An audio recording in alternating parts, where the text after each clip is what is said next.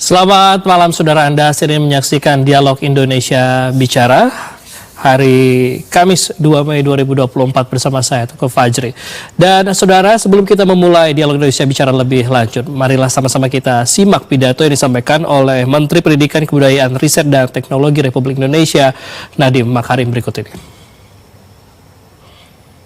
Saudara-saudariku sebangsa dan setanah air, 5 tahun terakhir ini adalah waktu yang sangat mengesankan dalam perjalanan kami di Kemendikbudristek. Menjadi pemimpin dari gerakan Merdeka Belajar semakin menyadarkan kami tentang tantangan dan kesempatan yang kita miliki untuk memajukan pendidikan Indonesia. Bukan hal yang mudah untuk mentransformasi sebuah sistem yang sangat besar. Bukan tugas yang sederhana untuk mengubah perspektif tentang proses pembelajaran. Pada awal perjalanan, kita sadar bahwa membuat perubahan butuh perjuangan. Rasa tidak nyaman menyertai setiap langkah menuju perbaikan dan kemajuan. Kemudian, ketika langkah kita mulai serempak, kita dihadapkan dengan tantangan yang tak pernah terbayangkan, yakni pandemi. Dampak yang ditimbulkan mengubah proses belajar mengajar dan cara hidup kita secara drastis. Dan pada saat yang sama, pandemi juga memberi kesempatan untuk mengakselerasi perubahan. Dengan bergotong royong kita berjuang untuk pulih dan bangkit kembali menjadi jauh lebih kuat. Ombak kencang dan karang tinggi sudah kita lewati bersama. Kini kita sudah mulai merasakan perubahan yang terjadi di sekitar kita. Digerakkan bersama-sama dengan langkah yang serempak dan serentak. Wajah baru pendidikan dan kebudayaan Indonesia sedang kita bangun bersama dengan gerakan Merdeka Belajar. Kita sudah mendengar lagi anak-anak Indonesia berani bermimpi karena mereka merasa merdeka saat belajar di dalam kelas. Kita sudah melihat lagi guru-guru yang berani mencoba hal baru karena mereka mendapatkan kepercayaan untuk mengenal dan menilai murid-muridnya. Kita sudah menyaksikan lagi para mahasiswa yang siap berkarya dan berkontribusi karena ruang untuk belajar tidak lagi terbatas di dalam kampus.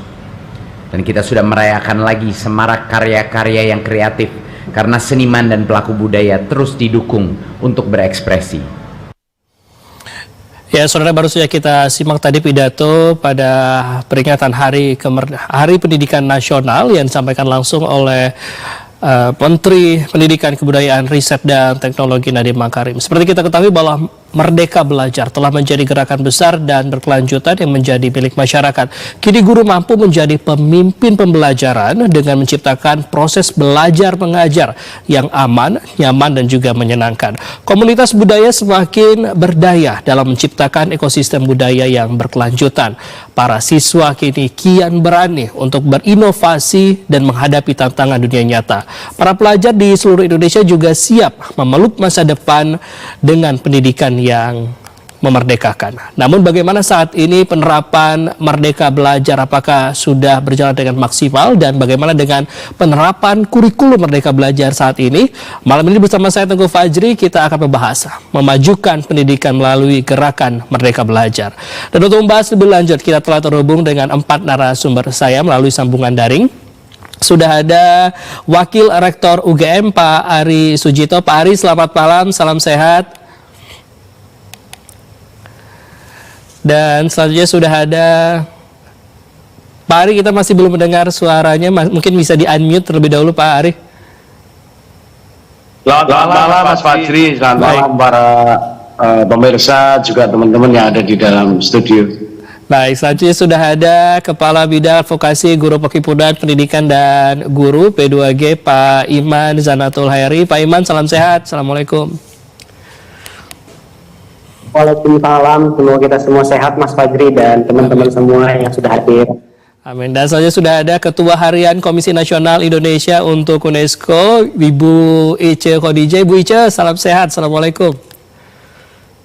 Waalaikumsalam warahmatullahi wabarakatuh. Selamat malam. Selamat malam semuanya. Dan terakhir sudah ada Dewan Pakar Federasi Serikat Guru Indonesia FSGI, Ibu Retno Listiatri. Selamat malam Bu Retno, salam sehat. Ya, selamat malam semua. Baik, terkait dengan pidato ke Pak Nadiem Makarim tadi, saya ingin ke Pak Iman. Pak Iman, ini apa sebetulnya maksud dan juga tujuan dari konsep Merdeka Belajar yang diharapkan dapat memajukan sistem pendidikan Indonesia saat ini, Pak? Iya, pesan utamanya Pak Nadiem tentu saja ini ingin agar Merdeka Belajar diteruskan. Tapi kemudian kami dari organisasi profesi guru, dari Perhimpunan Pendidikan dan Guru memiliki beberapa catatan kritis ya. Yang pertama, memang ini kan episodenya ada banyak ya, jadi tidak semua orang mengikuti episode yang berepisode ini. Namun kemudian kalau kita lihat seharusnya kalau ini ingin diuji apakah akan diteruskan atau tidak, mestinya ada evaluasinya ya, sehingga kita bisa melihat ya apakah akan ada perbaikan secara objektif, jujur, terbuka, berbasiskan data gitu ya. Karena kami melihat hampir 5 tahun menjabat, misalkan perubahan fundamental terhadap pendidikan dan guru misalkan yang sudah berjilid-jilid ini masih belum memuaskan. Ya, misal kalau saya contohkan hasil PISA kita kan makin jeblok ya untuk literasi, numerasi dan sains kira-kira selama 10 tahun terakhir. Dan yang kedua juga Merdeka Belajar ini surplus jargon ya.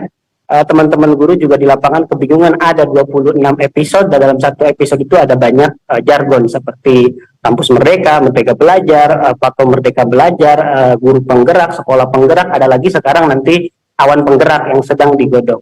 Nah, kami melihat ini membuat publik semakin tidak paham karena ada banyak sekali jargon-jargon. Ini lebih seperti marketing 4.0 ya, bukan seperti kebijakan pendidikan gitu. Harusnya kan ini lebih membuat publik paham termasuk guru-guru.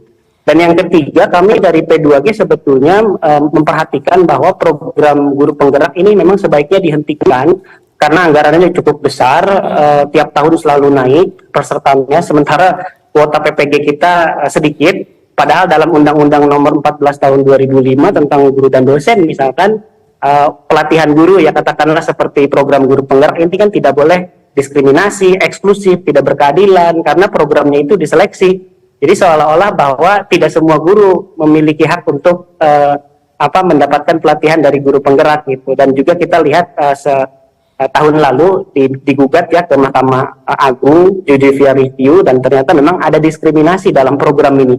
Jadi kami kira itu mungkin harus jadi catatan kritis dan diperbaiki. Lalu kemudian Platform Merdeka Mengajar ini telah merubah memang ya, beban administrasi menjadi beban digital dan ini di kalangan guru saya boleh menyebut chaos sekali ya. Ada banyak sekali platform yang diintegrasikan sehingga pada kenyataannya karena P2G melakukan survei juga di antara anggota kami 200 guru tersebar di 26 provinsi, PMM ini memang dianggap beban.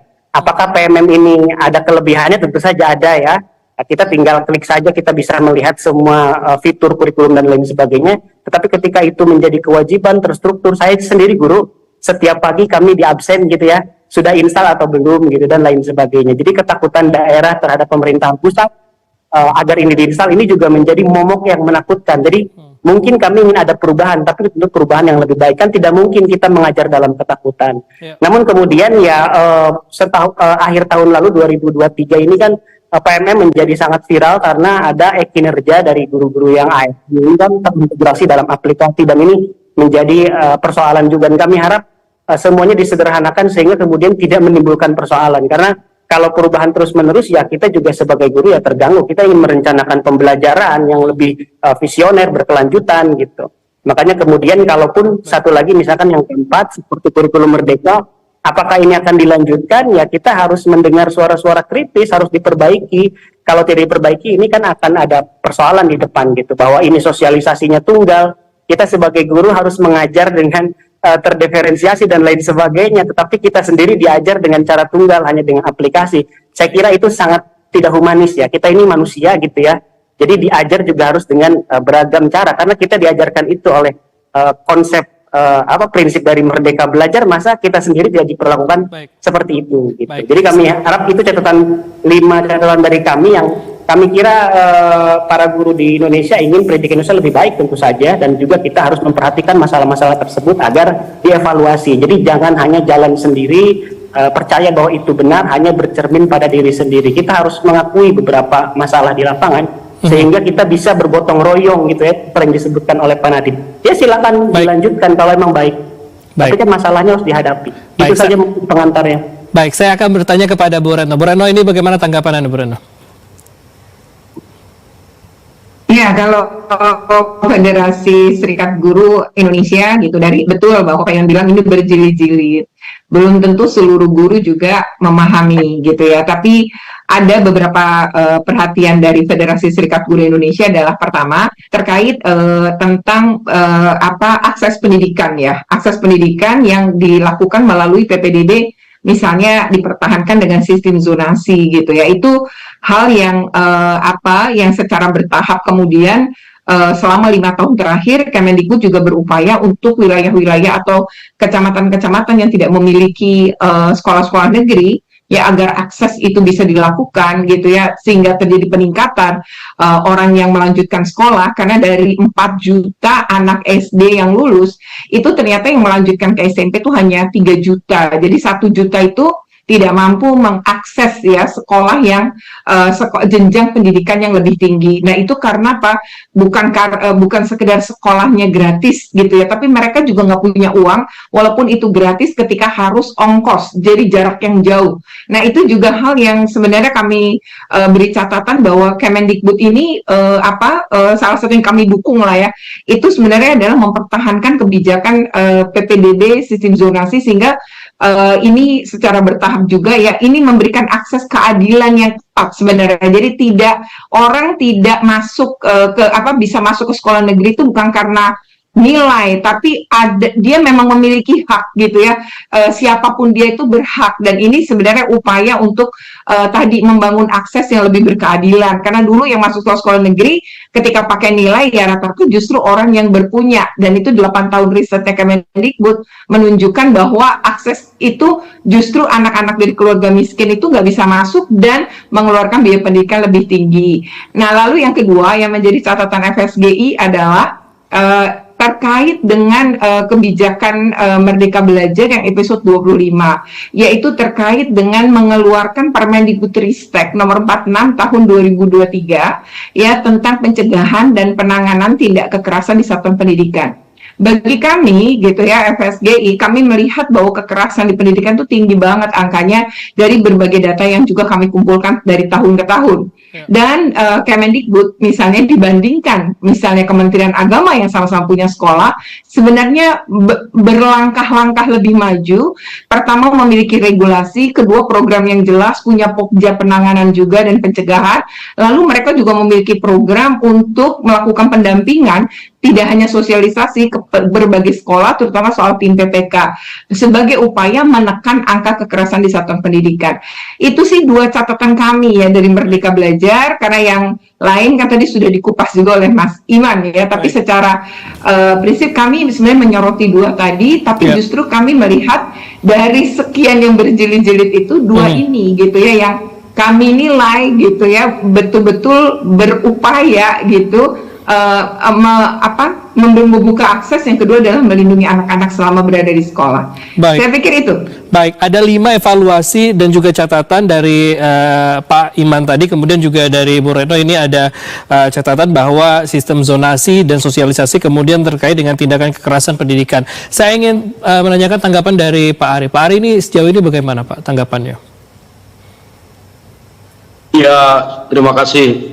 Kita memang waktu Merdeka Belajar, Kampus Merdeka, terus ini dibuka, memang ini satu ide yang menarik, dan upaya mencanangkan itu kan untuk melakukan transformasi era di mana tantangan besar yang dihadapi bangsa ini untuk melahirkan SDM yang berkualitas. Nah, kampus-kampus memang saya lihat melakukan upaya adaptasi itu, tapi tidak mudah karena merdeka dalam arti memberi banyak pilihan, dan itu bagus, tapi mengandaikan kapasitas infrastruktur masing-masing kampus, terus kemudian akses yang tadi diceritakan juga di sekolah maupun terutama di kampus itu juga beda-beda gitu.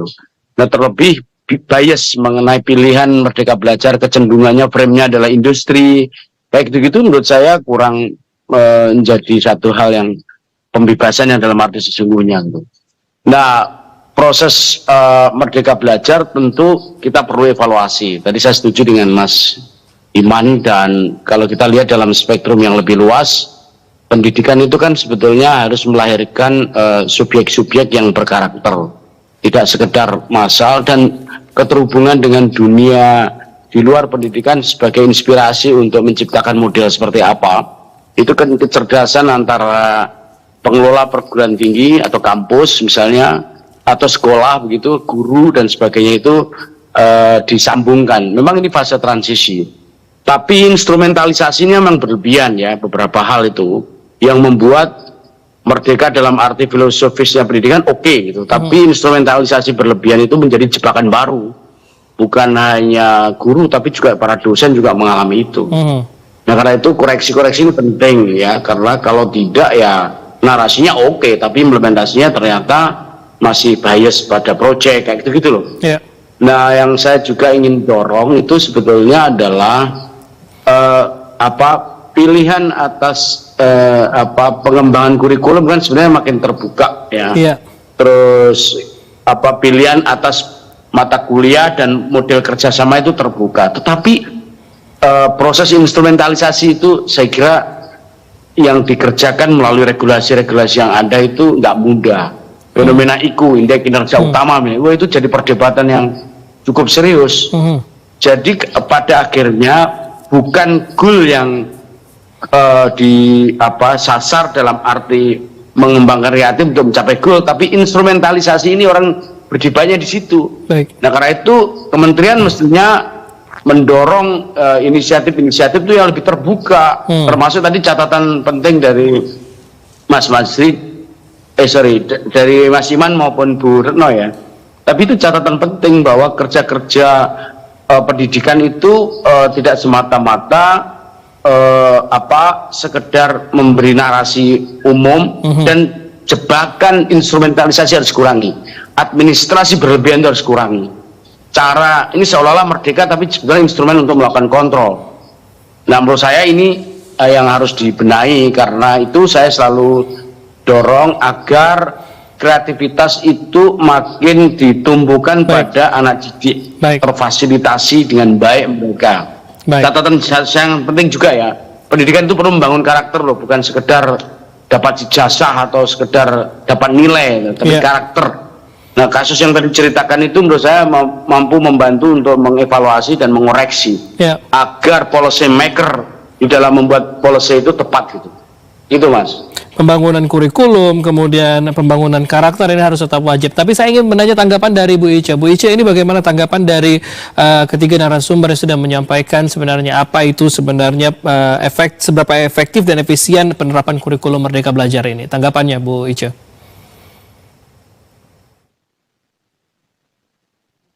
Bisa di-unmute terlebih dahulu Bu Ica. Bu Ica, kita masih belum mendengar suara Bu Ica.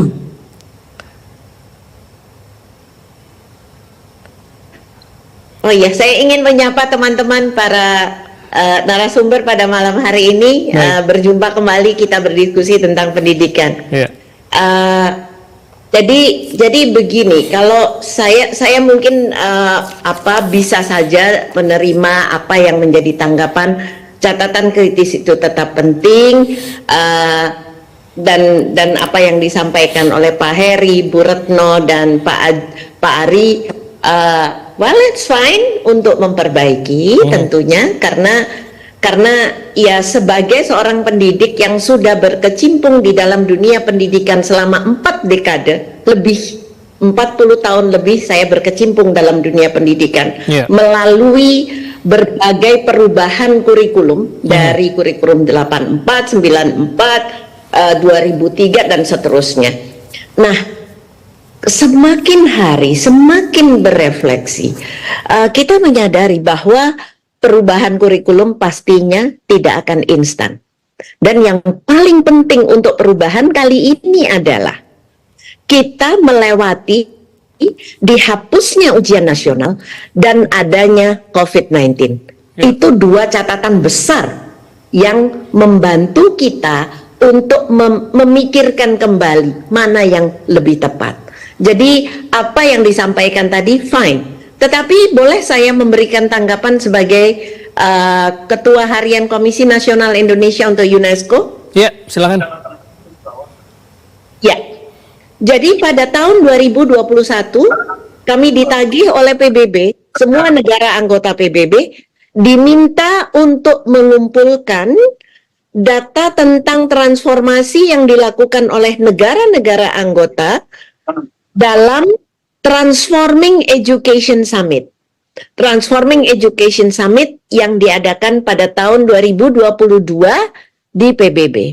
Nah, di dalam Transforming Education Summit itu ada 5 thematic action yang diminta oleh PBB dan digunakan oleh semua negara untuk melihat transformasi pendidikan yang sedang dilakukan dalam rangka mengatasi learning loss setelah COVID-19 dan dalam mencapai tujuan berkelanjutan atau SDG tahun 2030. Baik. Ada 5 tematik action. Yang pertama, inclusive equity, safety and healthy school, learning skill for life and sustainable development, teachers, digital learning, financing education. Nah, bagaimana Indonesia melakukan analisa untuk melaporkan ini kepada PBB? Kami, saya dan teman-teman melakukan analisa melalui kebijakan yang ditaruh di dalam episode Merdeka Belajar. Baik. Pada saat itu masih ada, halo? Ya, Saya belum selesai. silakan. Jadi, apa yang ternyata dilakukan oleh Indonesia itu masuk semua di dalam 5 thematic action yang diajukan oleh PBB.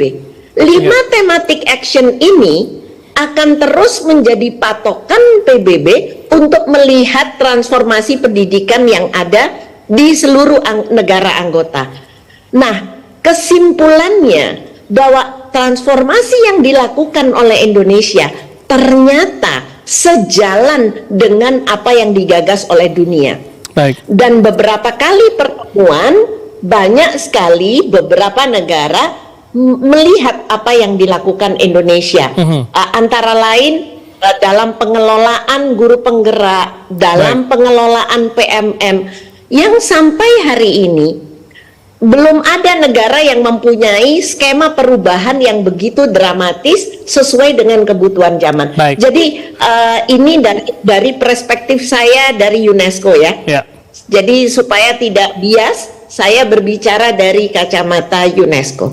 Baik. Silakan dilanjut. Baik, saya juga akan nanti menanyakan terkait dengan sejauh ini sudah 5 tahun dengan kurikulum yang sudah berjalan dan apakah ada perbedaan antara kurikulum sebelumnya dan kurikulum yang sudah diberlakukan hingga saat ini. Tapi usai jeda berikut ini tetaplah bersama kami di Dialog Indonesia Bicara, kami segera kembali.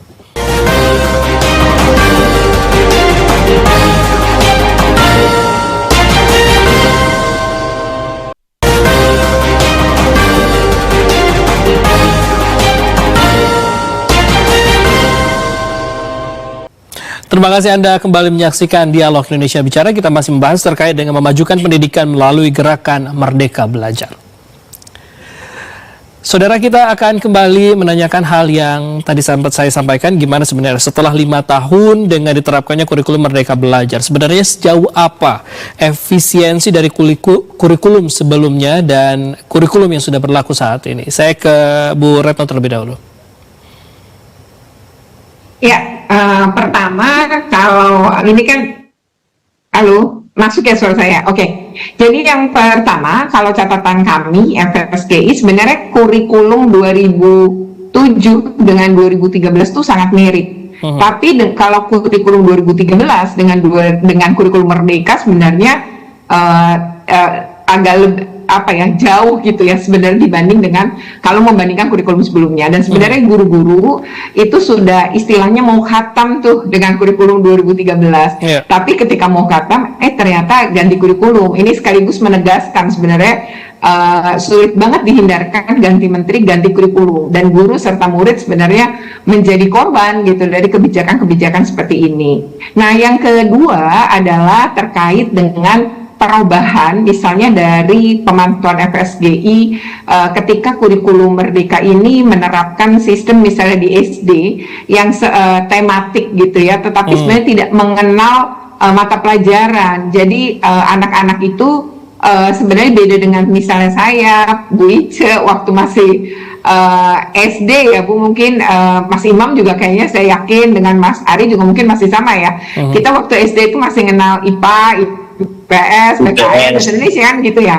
Ya, tapi kalau sekarang tuh sebenarnya enggak gitu. Jadi mereka karena tadi ya sistem tematik yang bergabung-gabung itu meskipun di 2013 dikenalkan, tapi ini tuh betul-betul nggak ada istilahnya mata pelajaran yang seperti itu gitu. Jadi ketika ponakan saya tanya, hari ini belajar mata pelajaran apa, dia bingung yang SD itu karena dia tidak mengenal kata mata pelajaran misalnya. Itu juga hal yang obrolan dengan si ibu gitu. Iya ya, jadi agak itu juga perubahan yang bagi orang tua juga penting banget, terpaksa harus banyak beradaptasi. Kemudian yang berikutnya lagi gitu ya, ini sebenarnya terkait pelatihan gitu. Kalau di jaringan kami memang mengeluhkan tadi adalah kan nyaris pelatihannya semua daring ya.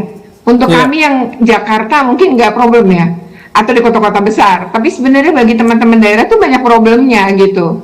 Dan ternyata juga banyak guru ya kalau ikut misalnya dari pagi sampai pukul 16.30 atau 17 itu juga banyak ditinggal kan. Jadi misalnya tetap nyala, tapi sebenarnya merekanya mengerjakan yang lain karena memang sulit banget gitu meninggalkan tugas-tugas utama juga gitu kalau daring. Nah akhirnya memang tidak fokus gitu. Itu adalah beberapa catatan gitu dalam upaya peningkatan kapasitas guru. Karena menurut kami gitu ya, kalau kita bicara tentang pendidikan, kita akan berbicara dua hal. Pertama adalah bagaimana akses pendidikan itu bagi warga negara. Yang kedua adalah kualitas gitu. Dan untuk membangun kualitas, saya rasa di tahun istilahnya di era pandemi ini ya, terlepas dari pandemi atau tidak, itu jarang sekali ada pelatihan guru yang dilakukan secara luring. Nah, padahal praktek-praktek menurut saya penting betul guru sebagai orang dewasa, ya itu cara pendekatannya emang nggak bisa pakai teoritis gitu. Jadi guru sebagai orang dewasa itu punya pendekatan tertentu dalam pelatihan gitu ya. Jadi saya melihat sih ya, walaupun kompetensi guru itu ada 4, ya tapi memang lebih mengarah ke pedagogi kemudian profesional ya, dibanding misalnya kompetensi kepribadian dan kompetensi sosialnya. Dan ini yang menurut saya juga guru itu kan manusia biasa juga, bukan malaikat gitu ya. Jadi bisa marah, bisa kesel, atau hidupnya dulu bahagia sekarang enggak gitu ya. Ini memang hal-hal yang kemudian menjadi problem juga gitu dalam menerapkan kurikulum Merdeka. Saya pikir itu catatan kami. Saya ingin tanggapannya dari Pak Ari. Pak Ari dari tadi sudah senyum-senyum ini, seperti ingin menyampaikan sesuatu. Silakan Pak Ari. Ya, saya setuju benar yang disampaikan oleh Bu Retno bahwa pendidikan ini bukan sekedar memberi infrastruktur, terus kemudian memperbanyak instrumen, teknologisasi dan sebagainya. Bukan sekedar itu. Saya punya ide itu sebenarnya ketika ngimbangi mengenai Merdeka Belajar Kampus Merdeka atau konsep yang melakukan pembebasan itu, hubungkan pendidikan itu dengan culture di komunitas, kemudian di keluarga dan sebagainya, sehingga tidak terjadi gap gitu, termasuk di masyarakat. Kalau pesan penting kita adalah ya memang awal-awal saya kira ini harus menjadi bagian dari diskurs yang tujuannya adalah menata. Nah tapi perlu catatan ya, yang mau dimerdekakan ini subjeknya itu kan mulai dari murid atau mahasiswa, terus kemudian guru atau dosen. Yang perlu dicatat itu kementerian sendiri harus direform cara pandangnya, dinas pendidikan juga harus direform cara pandangnya. Jadi birokrasi itu harus direform supaya kompatibel dengan ide besar tentang Merdeka Belajar itu. Nah ini tujuannya apa? Agar guru itu tidak perlu harus menghafal kenceng berat, tapi pesan pentingnya apa yang paling penting itu. Nah saya setuju ya bahwa memang ini apalagi di Indonesia ini masih ada gap ya secara struktural ya, dari luar Jawa yang mungkin sinyalnya masih terbatas. Nah itu harus ada akselerasi kecepatan untuk mengatasi itu, termasuk memberi prioritas. Jadi Merdeka Belajar itu konsepnya adalah kontekstualisasi berdasarkan relevansi. Dan sekali lagi anak didik, terutama siswa ya, saya sebut itu membangun karakter itu sangat penting. Fenomena meledaknya teknologisasi pendidikan, yang itu sangat ditopang oleh gadget, terus kemudian informasi, dan sebagainya. Ini orang-orang kan banyak resah nih. Tiba-tiba orang memanfaatkan gadget hampir semua, tapi antara produktivitas dengan makna yang dibuat itu nggak nyambung. Itu Pak, menurut saya Mas Fajri, ini yang perlu dipromosikan ke depan. Jadi menangkap idenya menteri itu direform juga itu di kementerian, terus kemudian di dinas juga begitu, sehingga cara pandang birokrasi dalam menangkap ide tentang Merdeka Belajar itu tepat gitu. Saya apresiasi beberapa capaian, tetapi masih banyak PR lah untuk disebut berhasil gitu. Bahwa memang ada hal-hal yang saya sebut sebagai terobosan, ya itu harus kita akui.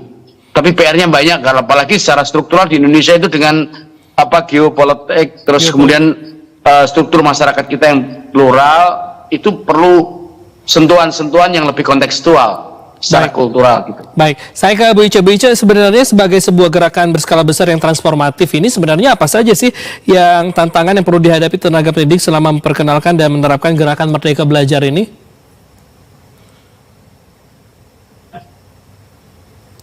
Saya masih belum bisa mendengar suara Bu Ica, mohon maaf. Maaf. Iya. Sebenarnya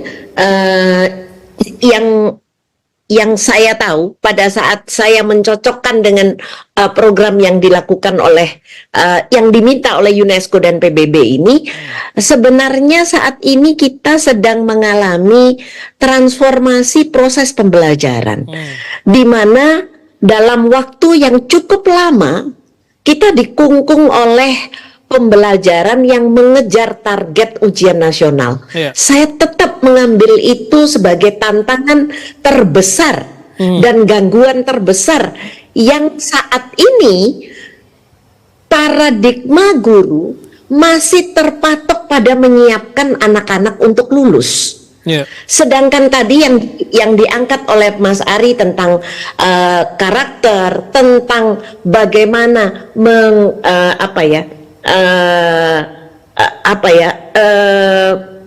mengintegrasikan budaya di dalam proses pendidikan, kita tidak sempat, dan itu dalam waktu yang cukup lama, hampir 20 tahun.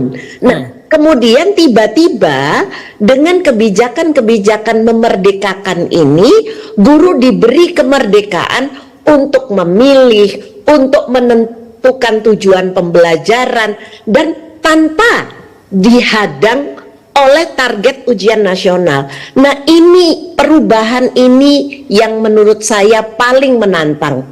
Jadi perubahan yang dituntut oleh zaman, yaitu perubahan bagaimana guru dapat memanusiakan anak, dapat membuat anak berpikir kreatif, dapat membuat anak berkarakter.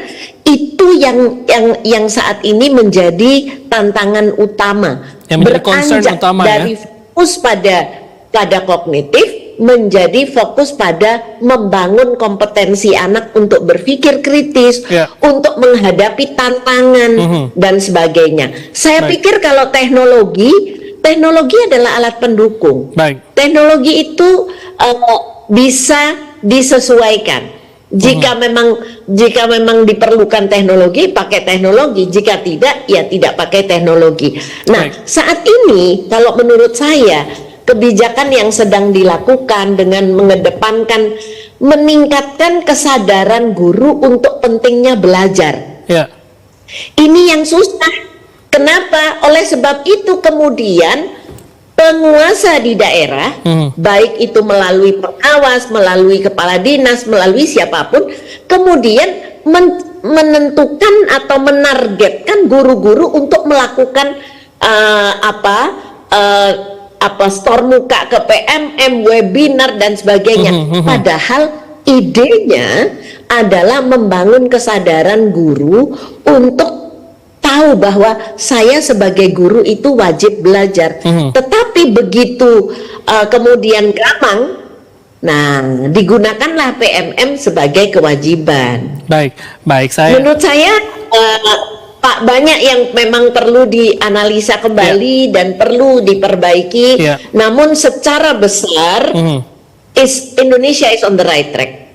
Baik, saya akan ke Pak Iman. Pak Iman, nih kalau pandangan dari Pak Iman ini, lantas bagaimana sebenarnya tinjauan Anda ataupun juga pendapat Anda untuk memaksimalkan konsep gerakan Merdeka Belajar yang baik ini dapat dirasakan secara merata di seluruh negeri ini, Pak Iman? Saya kira memanusiakan siswa dan membuat mereka berpikir kritis itu menjadi paradok kalau gurunya diperlakukan tidak manusiawi dan juga tidak bisa bersikap kritis karena situasi yang sekarang sangat tidak memungkinkan. Bapak Ibu, saya umumkan kembali bahwa 42% guru-guru kita ini terjerat pinjol. Lalu kemudian transformasi ini mungkin Bu Ica saya tambahkan sedikit ya. Di dalam laporan transformasi digital yang dikeluarkan oleh UNESCO, di situ ada rekomendasi agar sebaiknya gadget tidak dipakai dalam pembelajaran. Bukan hanya soal tatap layar yang terlalu lama menimbulkan banyak penyakit dan lain sebagainya, tetapi juga yang jarang disorot adalah bagaimana guru menggunakan layar digital ini juga berlebihan, dan ini tidak manusiawi sekali. Survei kami di P2G, 10% guru itu mengerjakan PMM, yang mana itu adalah aplikasi dari Kemdikbudristek. Makanya kami selalu bingung ya, kalau ada narasi bahwa ini salah Pemda, ini salah pemerintah pusat, padahal kan status kebijakannya ada di sana.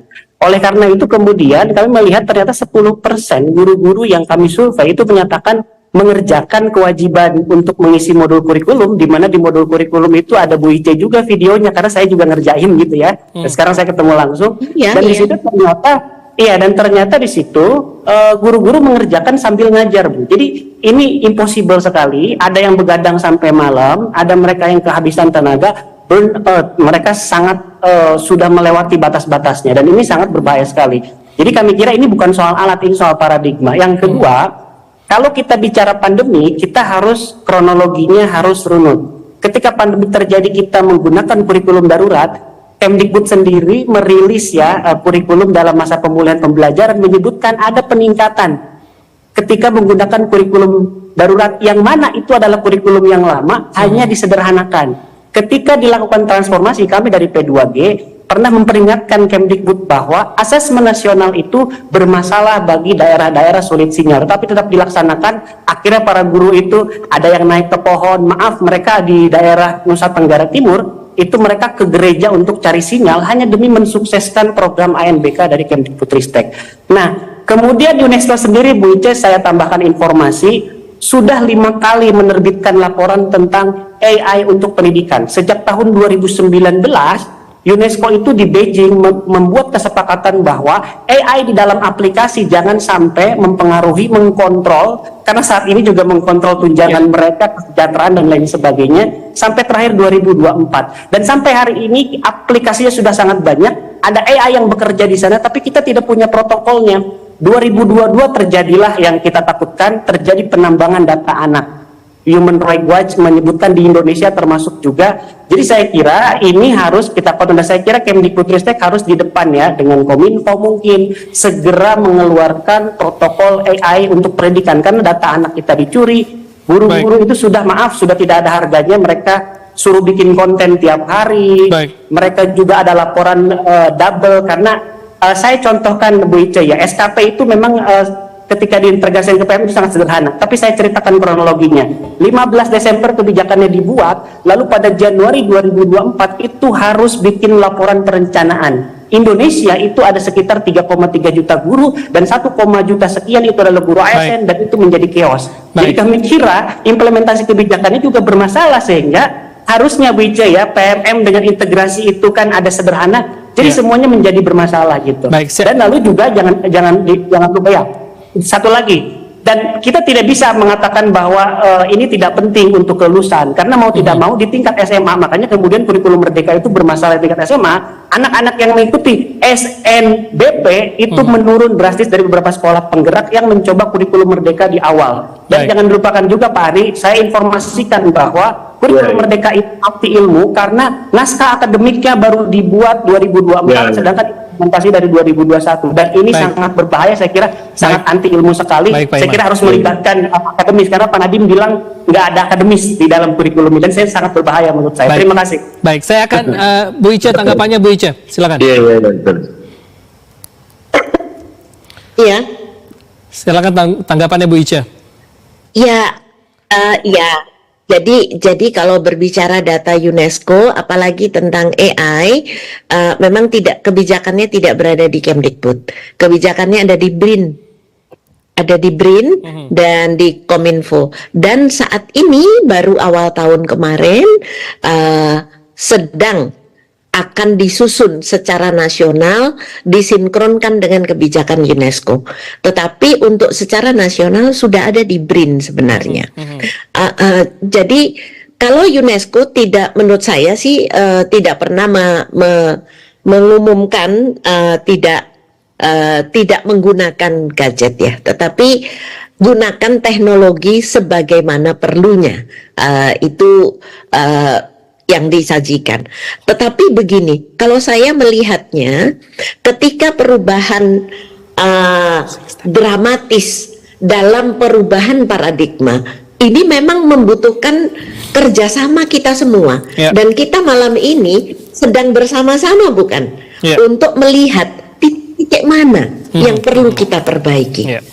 Jangan lagi kita sudah sejalan dengan kebijakan dunia, kemudian kita mundur kembali. Ini saya melihatnya dari kacamata PBB ya, dari kacamata UNESCO.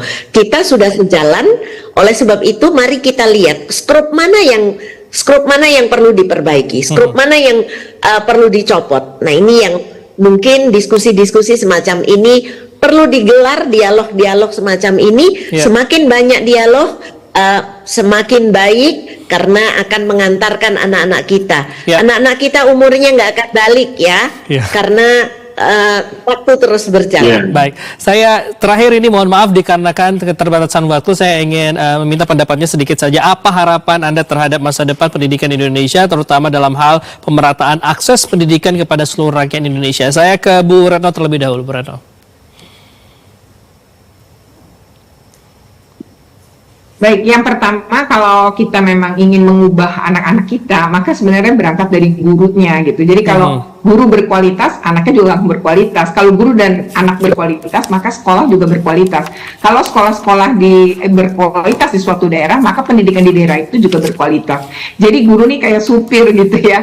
Artinya kalau kemudian dia itu memang bisa nyetir, maka sebenarnya mobil kayak apa, kurikulum kayak apa dia bisa. Tapi kalau gurunya tuh nggak bisa nyetir, kurikulum sebagus apapun ya tetap nggak bisa dijalankan. Dan terakhir, kami FSGI kembali mengingatkan kalau memang Merdeka Belajar ini mau dilanjutkan, maka filosofi bahwa sekolah itu bukan ngapalin, sekolah itu bukan tempat anak-anak menjawab soal, tapi bahwa sekolah itu adalah tempat anak-anak belajar berpikir.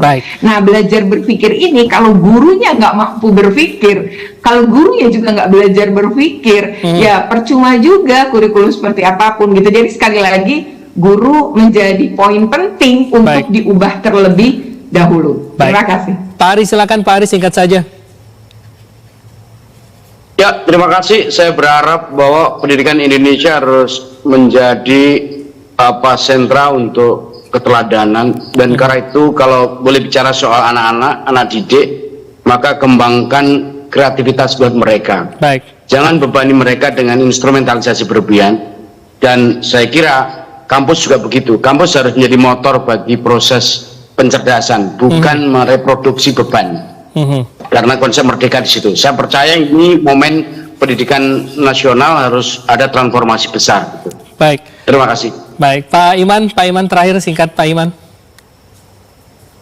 Ya, sebagai guru sejarah saya ingin mengatakan begini, bahwa peradaban itu semakin maju karena orang-orang masyarakatnya itu sudah terbebas dari kelaparan, dari kebutuhan basic gitu ya, sehingga mereka kemudian memiliki waktu luang untuk berpikir. Makanya kemudian saya menyebut di opini saya di Kompas bahwa cogito ergo sum itu berubah sekarang menjadi recordo ergo sum. Jadi sulit melihat guru punya kesempatan untuk berpikir. Dan yang kedua, tentu saja kami ingin bahwa teknologi itu dipakai sesuai fungsinya. Jadi jangan lagi ada ketimpangan digital ketika ini diterapkan. Dan tentu saja kita ingin ada perbaikan di dalam pendidikan kita, kualitas anak-anak kita, tentu ada perbaikan juga terhadap kualitas guru. Jadi kami kira kesejahteraan dengan kualitas pendidikan kita itu harus beriringan, dan kami harap semoga segera keluar PP upah minimum guru non ASN yang dijanjikan oleh Prabowo Gibran ya, sehingga kemudian dari situ mungkin kita bisa mulai merangkak maju, sehingga kemudian diskriminasi dan masalah-masalah pendidikan kita bisa teratasi. Saya kira kata gotong royong itu harus dipakai dengan sangat bermakna. Baik. Terima kasih. Baik, Bu Ica terakhir, Bu Ica silakan. Ya, saya sepakat dengan Pak Heri bahwa kata gotong royong harus dimaknai secara betul, karena tidak bisa kita mendidik anak hanya terserah pada sekolah, karena keluarga, masyarakat juga punya peran. Dan dalam hal ini tetap yang menjadi kunci adalah guru. Namun ingat, untuk seorang guru berdiri di depan kelas dibutuhkan dukungan dari semua pihak, dari dukungan pembuat kebijakan sampai dukungan kepala sekolah, sampai dukungan tenaga kependidikan yang ada di sekolah. Jadi mari kita dukung sama-sama para guru kita agar dimampukan untuk mampu memampukan anak-anak dengan secara fisik maupun secara mental.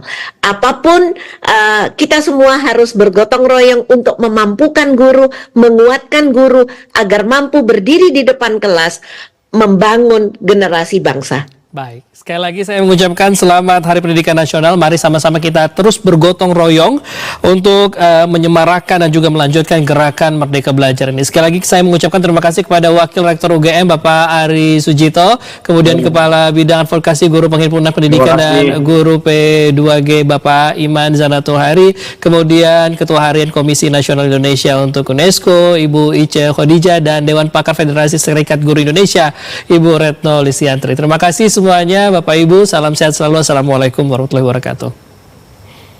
Waalaikumsalam warahmatullahi wabarakatuh. Terima kasih, sampai jumpa lagi teman-teman. Salam sehat semuanya. Dan saudara, demikianlah Dialog Indonesia Bicara malam hari ini. Akhirnya saya Tengku Fajri mewakili seluruh kerabat kerja yang bertugas mengucapkan terima kasih atas perhatian dan kebersamaan Anda. Selamat Hari Pendidikan Nasional. Selamat malam dan sampai jumpa.